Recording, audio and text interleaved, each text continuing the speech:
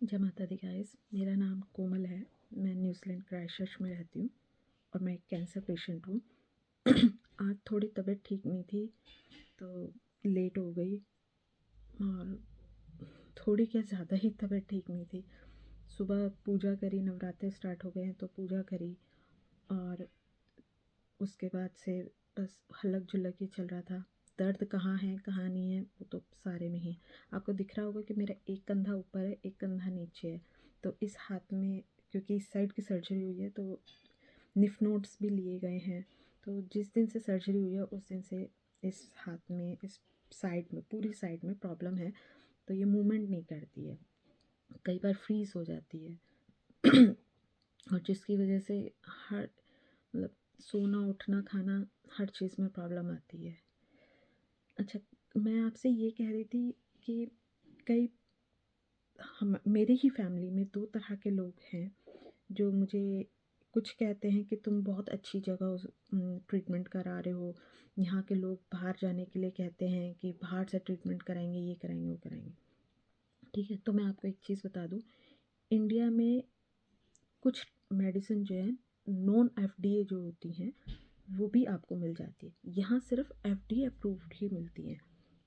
और जिनके नोन या कोई भी बाहर रहता होगा, ऑस्ट्रेलिया या न्यूजीलैंड, उन्हें ज़्यादा पता होगा कि पैरासीटामोल, आइब्रूफेन, यही मेनली आपको दी जाती हैं, ज़्यादा कुछ नहीं दी जाती।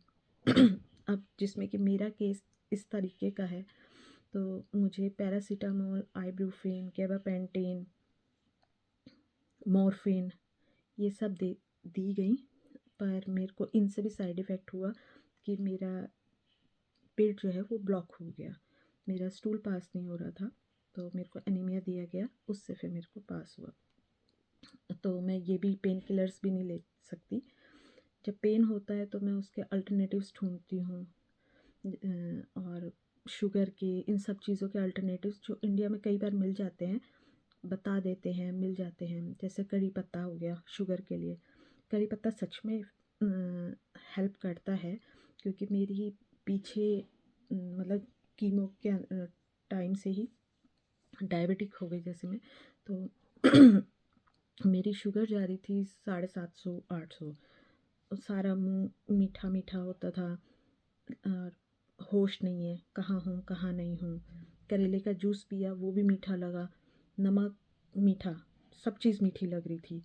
ठीक है, तो मेरे घर में कड़ी पत्ता है, मैंने खाया तो आधे घंटे के लिए शुगर लेवल थोड़ा डाउन आया। जैसे आपका मेरा 800 है, तो वो 600 550 इतना आया आधे घंटे के लिए। लेकिन उसके बाद फिर वो उतना ऊपर चढ़ गया। ठीक है, अब मेरा कड़ी पत्ता ख़त्म हो रहा है, क्योंकि मेरा बेटा उसको कैंडी समझ के वो डेली खाता है। ठीक है, तो ये चीज़, ठीक है, ये छोटी छोटी चीज़ें जो हैं हेल्प कर जाती हैं। अब मैं जैसे कांजी पीती हूँ तो वो मेरे को डाइजेस्ट नहीं होती है, उससे मेरा फिर टमी ब्लोट भी होता है, प्लस ब्लॉक हो जाता है, मेरे को कॉन्स्टिपेशन हो जाती है कांजी से भी।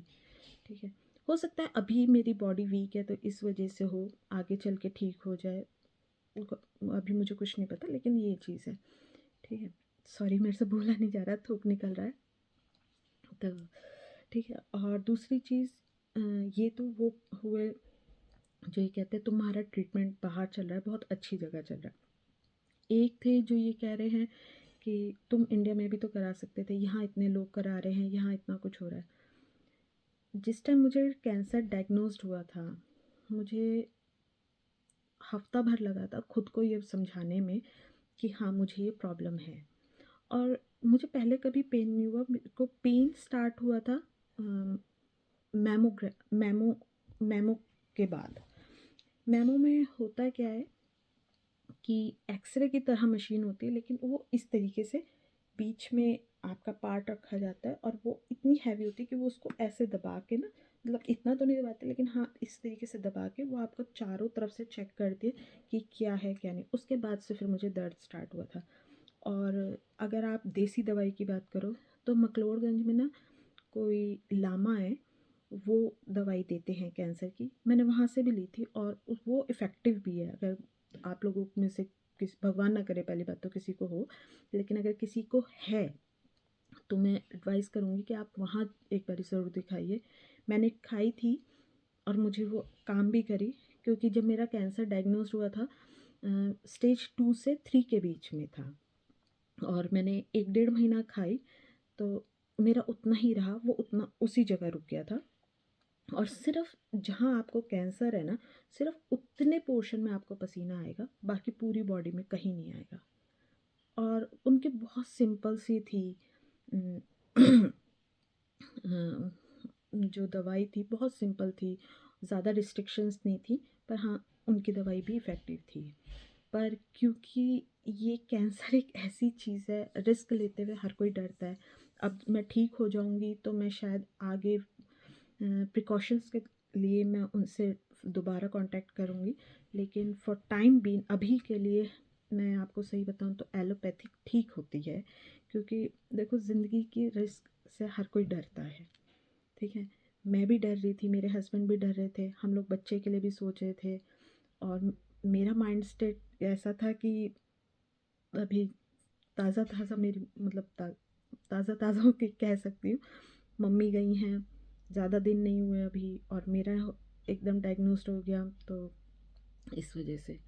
बाकी दोनों जगह का ट्रीटमेंट सेम ही होता है। जो आपको वहाँ फोर्टिज़ या किसी बड़े प्राइवेट हॉस्पिटल में मिलेगा वो यहाँ जनरल होता है। लेकिन मिसकम्युनिकेशन, डिले इसलिए हो जाता है यहाँ पर क्योंकि यहाँ इतने डॉक्टर्स नहीं है जितने इंडिया में हैं। डॉक्टर्स नर्स जितने इंडिया में हैं उतने यहाँ पर नहीं है, तो इसलिए आपका ट्रीटमेंट थोड़ा लेट हो जाता है। बाकी कोई ज़्यादा फ़र्क नहीं है, ठीक है। और दूसरी बात ये कि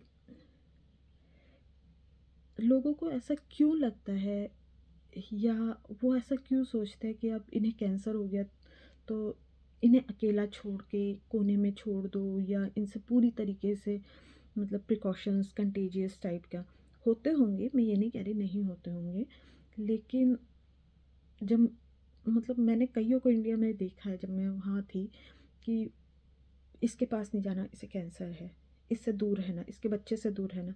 अरे भाई मुझे है, मेरे बच्चे से किस लिए दूर, पहली चीज़। दूसरी चीज़ ये कि मेरा बच्चा अगर मेरे साथ है, कोई भी माँ ये नहीं चाहेगी कि मैं बीमार हूँ तो मेरा बच्चा भी हो, कोई भी माँ नहीं चाहेगी। पर अगर मुझे इतना ट्रस्ट है या मेरे को इतना समझ में आ रहा है कि मेरे से मेरे बच्चे को ट्रांसफ़र नहीं होगा, तो शायद आपको भी नहीं होगा। प्रिकॉशंस के लिए मैं लेके चल रही हूँ कि मैं आपके साथ अपना खाना शेयर नहीं करी, बर्तन कपड़ा कोई भी चीज़ मैं आपके साथ शेयर नहीं करी। पर इसका मतलब ये नहीं कि आप एक कोने में उन्हें अकेला फेंक दो, ठीक है। ये चीज़ अभी भी है जब मैं किसी से बात करती हूँ, हालांकि मैं किसी से इतनी बात नहीं करती हूँ अब, ठीक है, लेकिन जब मैं किसी से बात करती हूँ तो ये चीज़ फील होती है, ठीक है। और दूसरी चीज़ ये कैंसर ना लाइफ आपकी चेंज कर देता है। मैं पहले क्या थी, आज क्या हूँ, कल क्या होंगी मुझे नहीं पता, लेकिन कल के डर से ना हम उम्मीद छोड़ देते हैं। एक लोगों का साथ, दूसरे कल का डर कि पता नहीं क्या होगा, मैं बचूंगी नहीं बचूंगी, मैं कैसी रहूंगी, क्या होगा, मतलब ये क्या होगा का जो सेंटेंस है, ये सोच जो है ना आपको दर्द में और दर्द देती है। और मेरी बॉडी अभी इस टाइम इस तरीके की है कि जो मेरे को अंदर से दर्द हो रहा है ना, मैं उसमें और दर्द ढूंढती हूँ कि अगर मेरे को कहीं यहाँ दर्द हो गया तो मुझे ये ज़्यादा अच्छा लग रहा है, क्योंकि मैं उसको ना फील, उस सारा ध्यान मेरा इसमें आ गया, तो मुझे वो चीज़ फील नहीं हो रही है, ठीक है। यहाँ बहुत सारी बातें हैं यार, मैं आपको समझा नहीं पाऊँगी। पर आप अगर कभी भी किसी भी कैंसर पेशेंट को अपने आसपास देखो तो प्लीज़ उनको ऐसे ट्रीट मत करो कि जैसे बहुत बड़ी चीज़ हो गई या कुछ। अरे जिसने जाना है वो तो जाएगा, और जिसने बचना है वो बचेगा। अगर आप उनका साथ नहीं दे सकते ना तो उन्हें अलग भी मत करो। इस टाइम हम अपने आप से तो लड़ ही रहे हैं, पर हमें थोड़ा सा आपका साथ चाहिए। सिर्फ इतना कहने के लिए, कई बार कहते हैं ना कि अ, आपकी सेवा नहीं चाहिए, सिर्फ आपका बैठ के बात करना ही हमारे लिए काफ़ी है। अगर हम आपके लेवल पे आ गए, आप पे विश्वास कर रहे हैं, तो मैं शायद आपको सारी बात बता सकूं कि क्या क्या एक एक चीज़ निकलती है। अब इस टाइम अगर आपको मैं बताऊं ना, मेरे सिर से लेके पैर तक में हर एक चीज़ है प्रॉब्लम के अंदर। आई साइड में प्रॉब्लम है, कानों में प्रॉब्लम है, गले में प्रॉब्लम है, मुंह में प्रॉब्लम है, खून आता है, उल्टी आती है। अभी मैंने थोड़ी देर पहले खाना खाया और मैंने फ़ौरन उल्टी कर दी, और उल्टी के साथ ब्लड नॉर्मल है, उससे अब कोई डर नहीं लगता। ठीक है, फिर आप गले से नीचे आओगे, ये वाला काम नहीं कर रहा, इसमें पेन है, ये ओके है। थोड़ा सा और नीचे चलो, सांस नहीं आती खुल के। सांस लेने में ऐसा लगता है कि या तो पूरी तरह बाहर निकल जाएगी या अंदर रह जाएगी, पूरी खुल के सांस नहीं आ पाती। उससे नीचे चलोगे, लीवर में प्रॉब्लम है, किडनी में प्रॉब्लम है, पैनक्रियास में प्रॉब्लम है। उससे नीचे यूरिन, यूटीआई वगैरह, पाइल्स, ये प्रॉब्लम है। थाइस में पेन है।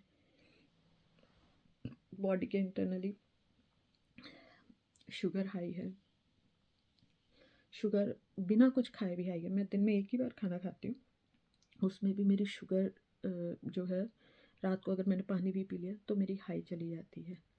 ठीक है, मैं इंसुलिन लेती हूँ तो शुगर क्रेविंग होती है। ठीक है, और पैरों में जो आपकी एड़ी होती है, उसे सुबह के टाइम जब आप सुबह के किसी भी टाइम आप उठो, पैरों में बहुत दर्द होता है। आप 2 कदम चल के ना थक जाओगे। ठीक है, तो ये सारी प्रॉब्लम ना एक ही टाइम में एक साथ हो रही हैं, तो एक्सप्लेन करना ना बहुत मुश्किल हो जाता है। अब कई बार मेरे हस्बैंड भी मुझे कहते हैं कि तू डॉक्टर को क्यों नहीं बताती। अरे भाई, मुझे याद रहेगा तब मैं डॉक्टर को बताऊंगी ना, पहली चीज़। दूसरी चीज़ कि मेरे साथ हो रहा है, तुम समझ नहीं पाओगे, मेरे साथ हो रहा है। कहते हैं ना, अपना दर्द अपने को ही पता है, दूसरा नहीं समझ पाता। ठीक है, क्योंकि उस पर नहीं बीत रही। अब अगर मेरा हाथ जैसे कई बार हल्का सोते टाइम ज़रा सा ऊपर लग जाए तो खून निकलने लगता है, नील पड़ जाता है। मैं हाथ इस साइड से नहीं सो सकती, हाथ ऊपर, इससे ज़्यादा ऊपर नहीं होता मेरा हाथ। ठीक है, जैसे ये हाथ ऊपर जा रहा है, ये ऊपर नहीं होता। ठीक है, इस साइड से अगर सो जाऊँ और रात को करवट ली है, एकदम पूरी बॉडी में पेन स्टार्ट होगा, फिर नहीं सो सकती। और मैं सोती वैसे भी नहीं हूँ। मैं 2 दिन पहले सोई थी, उसके बाद से अभी तक मैं सोई नहीं हूँ। मैं स्लीपिंग पिल्स मेरे को दे रखी हैं, मैं रेगुलर नहीं लेती हूँ, लेकिन मैं स्लीपिंग पिल लेने के बाद भी नहीं सो पाती हूँ। ठीक है, तो मैं धीरे धीरे आपको, मैं काम सारे करती हूँ घर में जितने मेरे से हो सकते हैं, been a woman, been a mum. देखो, मैं पेशेंट तो हुई हूँ, ठीक है, लेकिन मैं एक वुमन भी हूँ, एक मम भी, एक माँ भी हूँ, और एक वाइफ भी हूँ। ठीक है, तो मेरी ये भी ड्यूटीज़ रिस्पॉन्सिबिलिटीज़ हैं, मुझे वो भी करनी है। और सबसे बड़ी चीज़ इंडियन औरतें जो होती हैं ना, ज़्यादातर बैठ नहीं सकती शांति से। और जो खुद से करने वाली होगी ना, उसको दूसरे का करा नहीं भाएगा। आप मेड लगा लो, आपकी मम्मी, बहन, मौसी, चाची कोई भी कर दे, आपको किसी का काम नहीं पसंद आएगा जब तक आप खुद ना कर लो। तो मेरे से नहीं बैठा जाता। अगर कभी मेरे हस्बैंड मुझे चाय या कुछ दे देते हैं, मेरे को टेस्ट नहीं आता है, और मैं कहूँगी कि इसमें तो टेस्ट नहीं है, तुमने क्यों नहीं बताया, और तुमने ये क्या बनाया। ठीक है, तो ये सारी चीज़ें होती हैं। ठीक है, तो प्लीज़, अब मैं थक चुकी हूँ। सही बताऊँ तो मैं डॉक्टर से भी कह चुकी हूँ कि मैं और ट्रीटमेंट नहीं चाहती, क्योंकि मेरी बॉडी बहुत दर्द होती है।